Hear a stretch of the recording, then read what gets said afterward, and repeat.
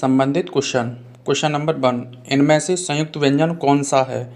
संयुक्त व्यंजन मतलब दो अक्षरों से मिलकर बना होता है, जैसे ज्ञ, ये दो अक्षरों से मिलकर बना होता है। क्वेश्चन 2, निम्नलिखित में से कौन सा वर्ण उच्चारण की दृष्टि से दंत नहीं है? दंत का मतलब जो होता है दांत से न हो, दांत से उच्चारण उसका न हो, तो हमारा दांत से टा नहीं होता है, टा होता है हमारा तालव्य से। क्वेश्चन 3, जिन शब्दों के अंत में आ आता है उसे क्या कहते हैं? उसे कहते हैं अकारार्थ। क्या कहते हैं? अकारार्थ।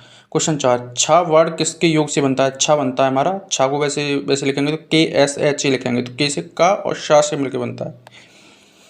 क्वेश्चन 5, हिंदी वर्णमाला से स्वरों की कुल संख्या कितनी है? स्वरों की संख्या हमारी 11 है। क्वेश्चन 6, निम्नलिखित में से कौन स्वर नहीं है? स्वर नहीं है या स्वर नहीं है।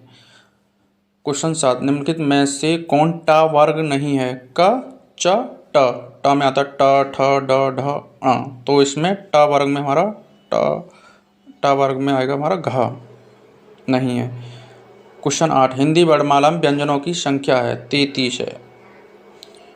क्वेश्चन 9, निम्नलिखित में से कौन सा पश्च स्वर है? पश्च स्वर, आ हमारा एक पश्च स्वर है। क्वेश्चन 10, निम्नलिखित में से कौन योगवाह है? विसर्ग योगवाह में आते हैं। क्वेश्चन 11, छ ध्वनि का उच्चारण स्थान है? छ हमारा आता है च वर्ग में, क, च, छ, कंठ, तालु, तालव्य में आएगा। क्वेश्चन 12, इनमें से कौन सा एक संयुक्त व्यंजन नहीं है? संयुक्त व्यंजन नहीं है, सा हमारा एक संयुक्त व्यंजन नहीं है। क्वेश्चन 13, तालव्य व्यंजन है? तालव्य क, च वर्ग हमारा तालव्य में आता है, च, छ, ज, झ।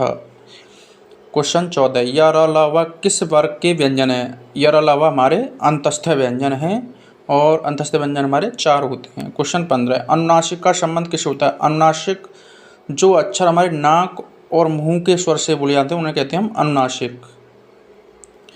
क्वेश्चन 16, अनुनासिक व्यंजन कौन से होते हैं? वर्ग के पंचमा अक्षर अनुनासिक होते हैं। क्वेश्चन 17, हिंदी वर्णमाला में स्वरों की संख्या है 11। क्वेश्चन 18, कंठोष्ठ ध्वनि का उदाहरण है? और हमारे कंठ और ओष्ठ से मिलकर बोला जाता है और। क्वेश्चन 19, भाषा निर्माण की इकाइयों का सही अनुक्रम है? पहले ध्वनि होती है, फिर शब्द होता है, फिर पद होता है, उसके बाद वाक्य होता है। क्वेश्चन 20, प्रत्ययन के आधार पर ला किस प्रकार की ध्वनि है? ये ला एक पार्श्विक ध्वनि है।